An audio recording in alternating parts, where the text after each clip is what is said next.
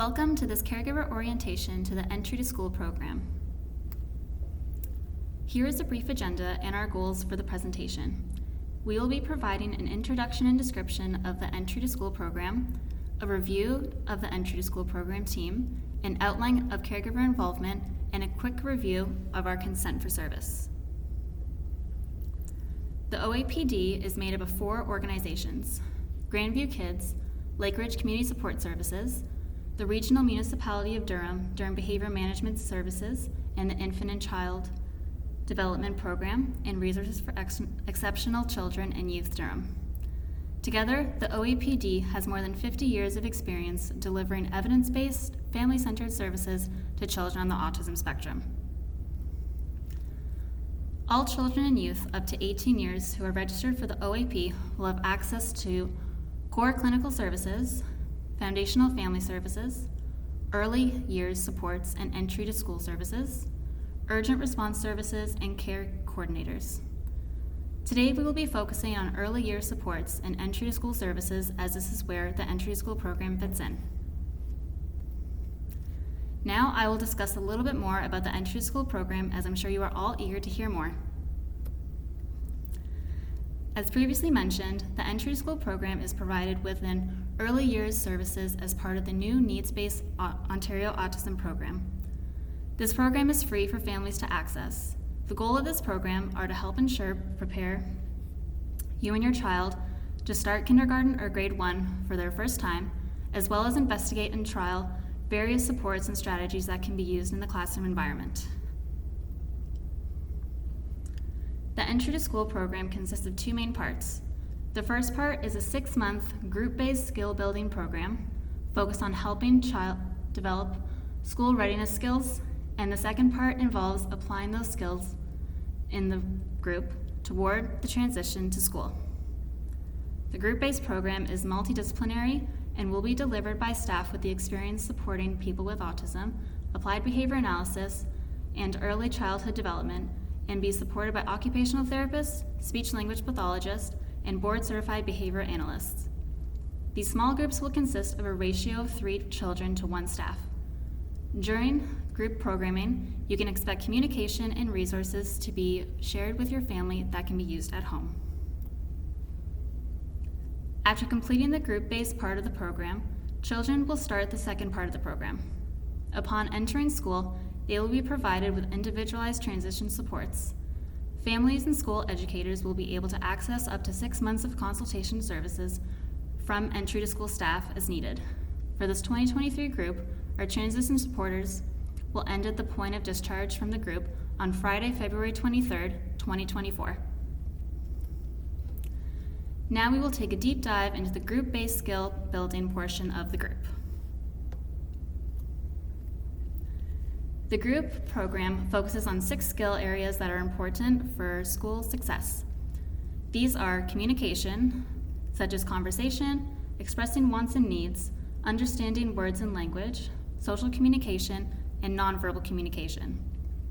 Play, such as toy exploration and engaging in group play and games. Social interaction, such as understanding the social boundaries, interactions with peers, and learning new behaviors by observing and imitating peers. Functional routines, such as following classroom routines, and self-help skills, such as dressing and toileting training.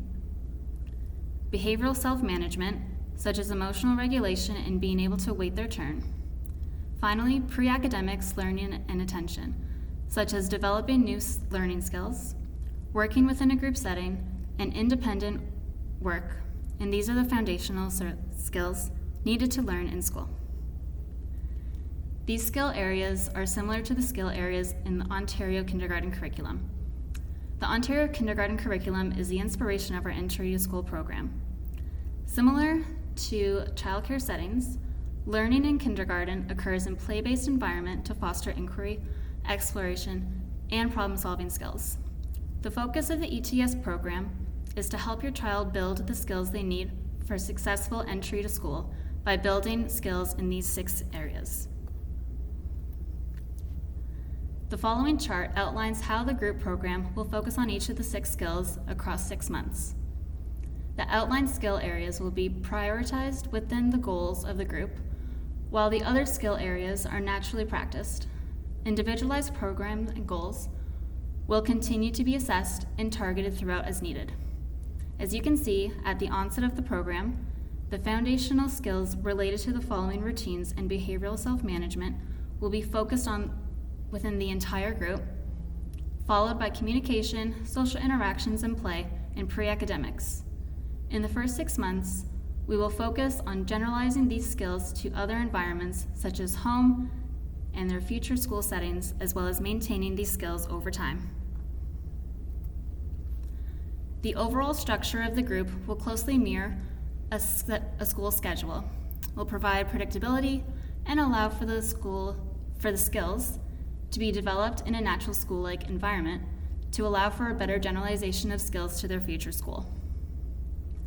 The daily schedule includes arrival to the program, circle time, snack time, time at learning centers, guided play activity, group and independent activities, and finally dismissal.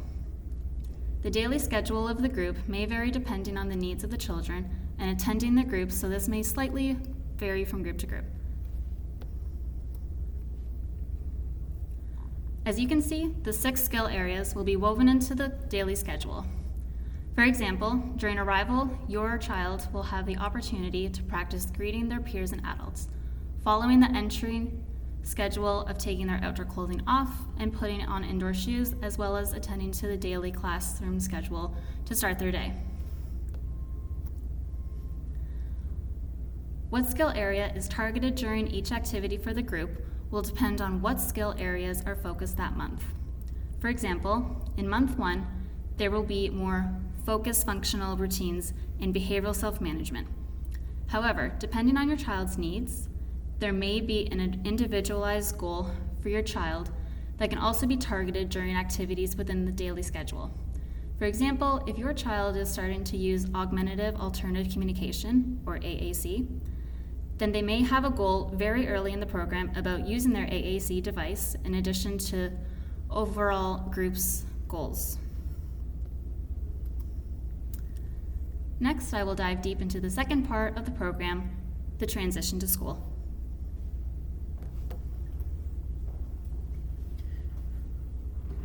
The transition to school begins before you arrive at school, and the ETS program will assist with the steps that occur before the first day of school to help everyone be prepared. As your child enters school, the transition coordinator will lead your consulting team in communicating with schools the strategies, supports, and assessment findings of the group, as well as providing materials that were created in the group, such as a visual schedule, token boards, coping strategies, charts, etc., as well as help you advocate for your child. In addition, the consulting team can support additional referrals that may be needed through the school-based programs or other agencies.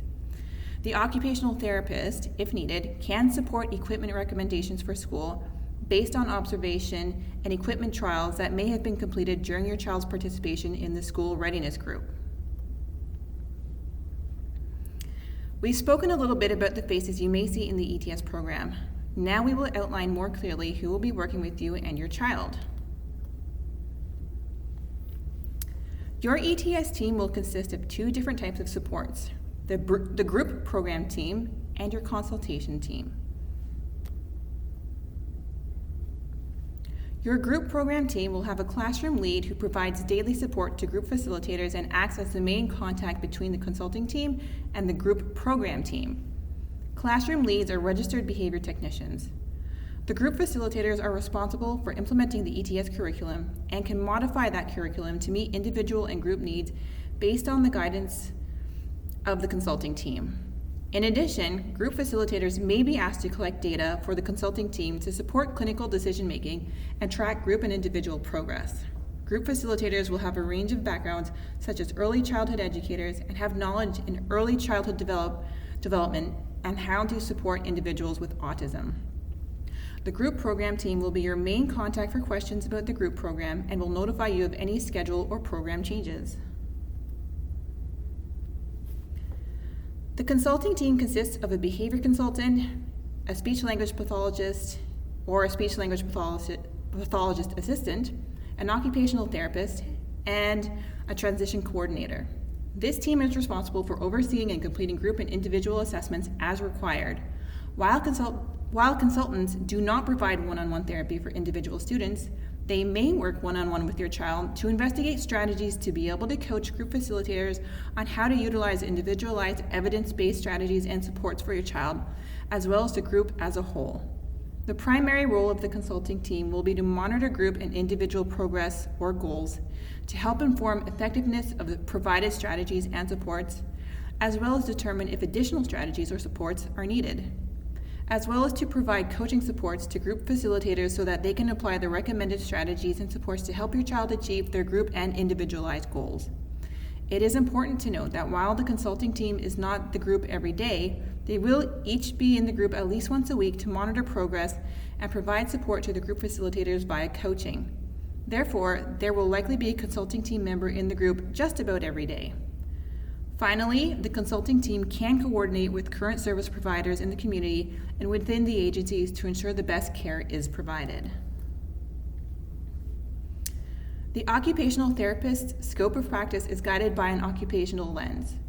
This means that the occupational therapists focus on solving the barriers that interfere with a person's ability to do the things that are important to them, everyday things like self-care, getting dressed or eating, being productive, going to school, participating in the community, and leisure activities, play, and social activities. The occupational therapists can provide equipment recommendation letters to schools if needed, complete specialized equipment recommendations to the school if needed, and can support trials of various adaptive equipment in the group setting to learn what may be effective in their future classroom, such as adaptive seating, sensory supports, etc. To clarify, your child will have group program team who will be working directly with your child, and then a consulting team. As part of your child's consulting team, there will be clinical managers and behavioral consultants offering support guided by the principles of applied behavior analysis. They will provide ongoing supervision of the group facilitators and support individualizing programming across all skill areas. Speech-language pathologist's scope of practice is guided by a lens of communication and language, which includes both the ability to express oneself, but also the ability to understand how this impacts all 6 skill areas in the program. Speech-language pathologists will provide strategies for the classroom facilitators to model speech or fluency goals. We will also support augmentative communication systems, such as PECS or Communication Book, to help your child participate in the program. Speech and language therapy assistants will also provide support in this program. The transition coordinator helps facilitate collaboration and communication between the family, school, and ETS team. They are able to problem solve barriers and assist in advocacy for school transition. They may also support implementation of programming as needed. I'm now going to briefly go over some of the things that we expect from you.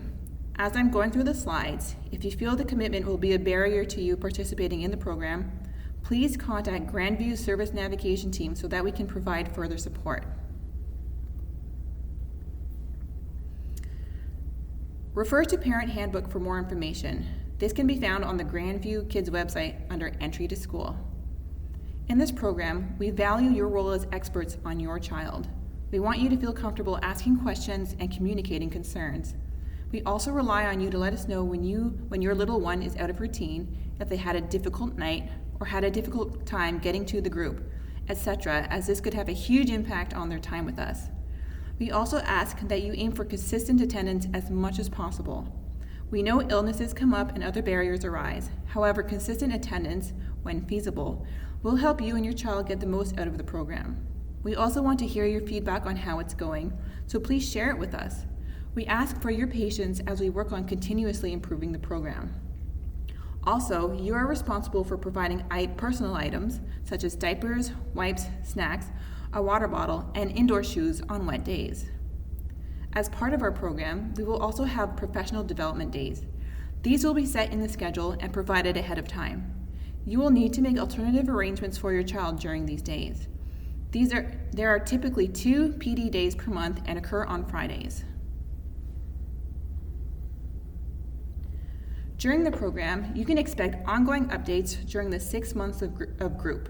Typically, your main contact will be with the group program team, often during pickup or drop-off, and the consulting team will provide you with updates as needed, for example, when your child's skill priorities change. We will also provide you with a transition report at the end of the 6-month group. This program is designed to build skills in many different areas. Practicing these skills in your daily routines at home will further solidify your child's progress. Please reach out to your team if you have any questions on how to practice at home. Please note that you will have received an email communication about your preschool occupational therapy and/or speech-language services at Grandview while participating in the Entry to School program. If your child is currently receiving preschool occupational therapy and/or speech-language pathologist services,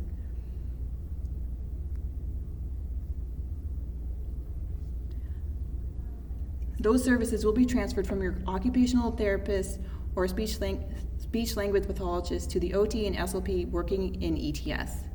The ETS therapist will provide support to address your child's goals as they participate in the 6-month school readiness program from February to August, as well as during the 6-month transition period, September to February. The ETS occupational therapist and speech-language pathologist will be available to support your family generalized skills learned in the ETS program to your home through a virtual or in-center appointment at a Grandview Kids location if needed. If your family has preschool OT and/or SLP speech-language pathologist goals that cannot be addressed within the ETS program, your ETS occupational therapist and/or speech-language pathologist may offer support outside of the ETS program to address those needs. Now we will go over illness protocols. Please do not attend if your child has any of these symptoms, and please do not return until 48 hours after symptoms have resolved as per public health requirements for gastro symptoms, vomiting and diarrhea, and 24 hours for the others listed symptoms. Illness protocols can change, and we work closely with Durham Region Health Department and the Ontario Ministry of Health to maintain a safe environment for your children and program staff. We will provide ongoing communication to you if your requirement changes.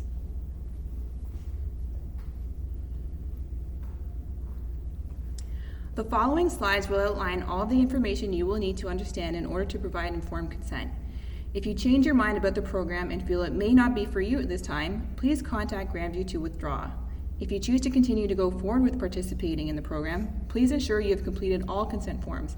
I will now review what the consent forms will be covering. You will be required to sign a consent to sharing information. To summarize, this program is co-delivered and information will be shared between Lakeridge Community Support Services, Grandview Kids Children's Center, and Resources for Exceptional Children and Youth. You provided verbal consent when you registered. To better inform your consent to services, I remind you that there will be 2 6-month components. The first 6 months involves group-based programming. This programming will focus on communication, social interaction, functional routines, play, behavioral self-management, and pre-academics such as learning and attention. Your group program team will be with your child implementing the program daily in the classroom. The consulting team of the behavior consultant, occupational therapist, speech-language pathologist, and transition coordinator will be available for consultation and support to the group program team throughout the 6 months. Following this, the transition to school will begin. Prior to and during the transition, your behavior consultant, occupational therapist, speech-language pathologist, and transition coordinator will discuss progress with you and your chosen school to ensure the transition is smooth. For our current consents, we are only asking for consent for the first group-based part of the program and ask that you indicate if you would like to access the second part of the program, such as transition supports. We will get formal consent for the transition supports a few months into the group program. In addition to consent for information sharing and consent for service, we will also obtain consent for assessment. It is important to note that throughout the program, assessments will be conducted on your child's skill level in order to track their progress and to select skills to prioritize within the 6 skill areas. This may be completed by any of the disciplines and includes a formal assessment, a direct observation, or caregiver reporting. Your team will share results in a summary report provided at the end of the 6-month period and will provide periodic updates as needed. To note, the risks involved with participation in the program include: your child may be around other unmasked children, your child's name will be used within the group, there is a large time commitment, and there may be physical interactions between children. There are many benefits in participating in the program, but primarily that your child will be involved in intensive intervention. This will allow for your child to learn more skills to be better prepared for school, in addition to your child's school being better prepared for when they enter. To better support a child, a visiting observer from a school, community, or private agency may request an opportunity to attend the entry to school session to observe how a prospective student is managing a school-like environment, or obtain information to help coordinate services a child receives in their home or community. This may involve observing the strategies and equipment we have in place to support the child's participation and engagement in the entry to school program. When an outsider provider or agency makes a request to attend as a visiting observer, the classroom lead or transition coordinator will provide your family with sufficient notice of the visit and inform you of the following: the name of the school and the school board the observer will be visiting from, if the request is from a school; the name of the agency and or program the observer will be visiting from, if the request is from a community or private provider; to date that the visiting observer will be attending. Identify if your child is the child being observed. To ensure the confidentiality of protected health information is in compliance with all relevant legislation. All visiting observers understand their obligation to protect and safeguard any confidential or personal health information observed during their visit. They will not disclose, use, or collect information pertaining to any child that they are not authorized to observe. The visiting observer must read, understand, and sign the Ontario Autism Program-D Entry to School Visiting Observers Confidentiality Agreement. They understand that they cannot video, audio record, or take photographs of participants in the group session. The visiting observer may, however, take photos of materials or equipment. If you have not already, you will receive an email from your classroom lead at the location that you have registered for. Within this email, you will receive site-specific information to include members of your ETS team, as well as information for an open house visit the week of February 20th at the location you have registered for. Thank you very much. We have learned a lot during the first iteration of the ETS program and have incorporated feedback and experiences from last year to make the program even more successful this year.